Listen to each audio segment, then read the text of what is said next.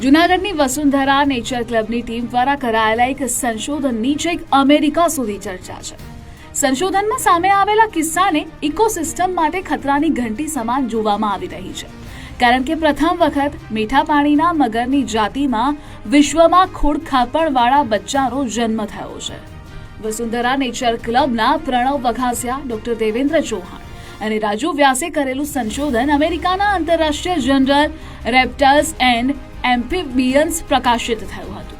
અપંગ એટલે કે 3 પગવાળી માદા મગર પર સતત 1 વર્ષ સુધી સંશોધન કરાયું, જેમાં 1 કિલોમીટરનું સ્થળાંતર કરીને પ્લાસ્ટિકના કચરાના ઢગલામાં 14 બચ્ચાને જન્મ આપ્યો હતો।